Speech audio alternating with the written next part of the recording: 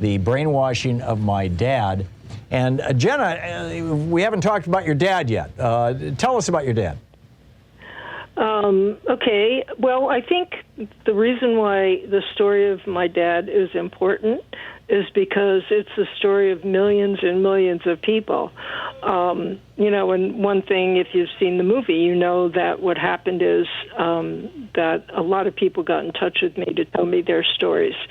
So my dad, when I was growing up in the 60s, my dad was a goofy, fun, open-minded, like non-political FDR/JFK Democrat. He grew up during the Great Depression, and things notably got better when FDR came in. So that's why there was a lot of Democrats back then. And my dad loved all people, loved to talk to them. He wasn't judgmental. And then he retired in the late 80s. He got a part-time job with a long commute. And so in order to not be bored, he found talk radio to keep him company, and it was who you mentioned earlier. It was Bob Grant, the openly racist and sexist early shock jock, okay? And then after time, his personality, it seemed like his personality was gradually beginning to change. He just became a little more angry and definitely more critical of Democrats. And then about a year later, he completely retired, and he discovered Rush Limbaugh. And that's sort of when he fell in, got a big, giant man crush. He began listening to Limbaugh for 3 hours a day, 5 days a week. My mother was, banished from the kitchen during her lunch hour. And then his personality drastically changed. He became enraged about nearly everything, and every belief that he'd had before changed to match Limbaugh's. And then when he discovered Fox, he just became religiously fanatical. And, he found these emails. He started emailing the entire, it's not funny at all, but the entire family, all these suspiciously similar emails, they all had one thing in common. They all demonized Democrats in one way or another. Mm-hmm. So once before, he'd been open-minded and loved talking to, let's say, foreigners to see how well he knew their language, because he knew about 7 different languages. So, enough to see if he could have a conversation with them. He became very anti-illegal immigrant. He was once dirt poor, but he became anti-poor person, believing they all just wanted handouts. And he became very anti-government when it was because of the government that he was able to rise to middle-class status from the GI Bill and other benefits, not to mention that he worked for the government all his life and made a very good living. But Limbaugh and all of this provided him with a powerful kick of dopamine and got his amygdala in full gear. And he just, my dad was just a different person. And it was very upsetting. It was very upsetting. It felt like it was dividing the whole family, like when he just constantly picked arguments. He hated Clinton, of course, because Limbaugh railed against Clinton. And just was trying to convert us. That's why I say it was almost religiously fanatical. Mm-hmm. And it was unbearable. And my mother in her 80s almost left him. One day she wrote me an email, said, "I'm thinking of leaving Daddy. Could you help me find an apartment?" It was really sad. But I said, I don't think that's such a good idea right now. But instead what she started doing was researching and checking, asking him to check his sources. Mm-hmm. And she was the only one who would respond back to him via email. Mm-hmm. And I don't know how far you want me to go with this story, Tom. It's fine. I think this is a story that many Americans have shared, and I think it needs to be told in its fullness. Right. Well, just to show, this kind of is like spoiling the end of the movie, but that's okay. because I think that the lesson that you can draw from it is extremely important. That is, so anyway, my mom and dad would have these email arguments, and he understood how we all felt. One day they moved to a senior community, and in that move, somehow his radio got broken. I don't know how, but it got broken, and he put it in the garage, intending to fix it, because he used to like to fix things. But until he got around to it, he started having lunch with my mom again, and they would watch Instead whatever of Limbaugh. was. Right. Suddenly Limbaugh was gone. And you know what? It was such a big deal, the move and all that. Mm-hmm. He just wasn't in a hurry to replace it. It kind of disrupted those electrical synapses that were going on in his brain. And so they would watch the news during lunch, but it would just be like mainstream media news. And one day my mom had to get they had to get a new TV for the kitchen, and she loved programming remotes. I mean, she would come to my house and program my remotes. She programmed the remotes, but the thing is she had stickies all over them.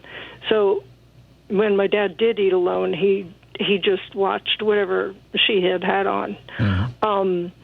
So very gradually he began to soften up a little bit. And then one day he went into the hospital for a kidney stone. Well, hang on. If I could just back up, did she program the remote so he couldn't see Fox News anymore? No, she didn't do it on purpose. It was too much for him to figure out, because she put these stickies explaining what to do, how press this button first and then that button. So the bottom line is lazy. He lost access to Fox News. Yeah, basically, okay. yeah. All right. So that was taken away, and then so was Limbaugh taken away. Right. And he found himself enjoying his lunch hour again with my mom. They used to have great conversations. I remember that when I was little.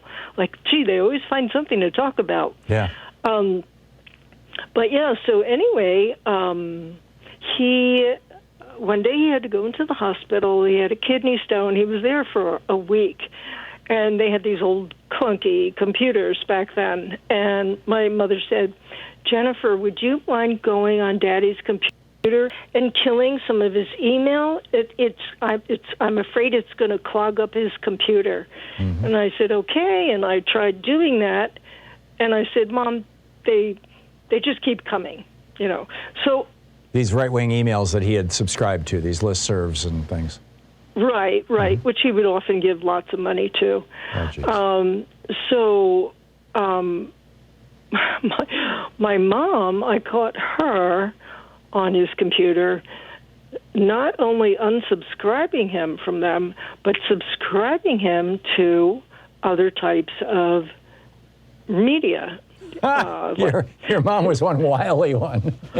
Oh, yeah, she judge her if you will, but she had to endure him for 20 years like this. Sure. So, she subscribed into Truth Out and Alternet and Reader-Supported News and, whatever. And when he came home from the hospital, he just continued reading whatever was in his computer. Mm-hmm. And one day my mom called me up very excited and said, guess what? I said, what? She said, Daddy said he likes Obama. I said, what? Nah. And she said, yeah, he did. And then, about 2 weeks later, he said it again. And on his birthday, which was October 31st, I went down there with my camera, and she brought it up. So who are you going to vote for in this, election? Mm-hmm. It was the second time he ran. My father said, I'm going to vote for Obama. He's a pretty good guy. He's doing things all right. I think she nearly choked on the birthday cake. Wow. And we had my dad back. And he became, oh, my God, the sweetest old guy, singing his old Ukrainian songs and telling his corny jokes. And I got close to him. I would wait on him, and I enjoyed doing it because he was just so pleasant to be around, and he wasn't trying to, convert us all the time, and it just, it didn't matter to me, like, whether he was a Republican or Democrat. He said, in the end, I'm not all Democrat, I'm not all Republican. Fine. He just wasn't extreme. He wasn't fanatical, and he wasn't raging mad, and he wasn't, I think, like, what happens is something happens to our amygdala, if I may. The amygdala is the primitive part of our brain, which we relied on, and we still rely on. It's the fight or flight center, essentially. Exactly, fight or flight. And it's the emotion center. It's where you process the emotions. And once the amygdala is activated, your cerebral cortex, the front of your brain, is not active, which is the rational thinking part of your brain. So with the amygdala, there's sort of an addiction to anger going on. Mm-hmm. And so I think he had a break from that addiction, and then he just enjoyed being happy. And, that's why it's a truly extraordinary arc. The arc of that story is amazing. I want to get into how what you've heard from other people and what we all can do. So, Jen, tell me about how people, you made a documentary about your dad, The Brainwashing of My Dad. That came out, it seems like it was almost a decade ago. 2016. 2016. It wasn't that long ago. Okay. We had you on the program talking about it, and I can't tell you how many times I've referenced it when people call and say, "What can I do? What can I do?" Say, well, start out by watching this documentary, and a lot of people reached out to you with their personal stories. What that must have been a fascinating experience. Tell me what you learned from that. I learned that it was a phenomenon. I learned that everybody thought they were alone.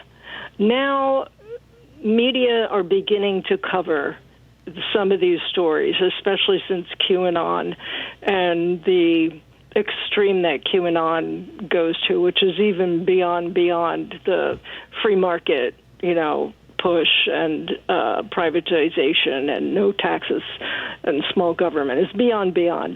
So these stories are becoming more public. And there's a place on our website where people can actually go and submit their stories because it feels good for them. They feel alone. And it's at the point where it's a plague.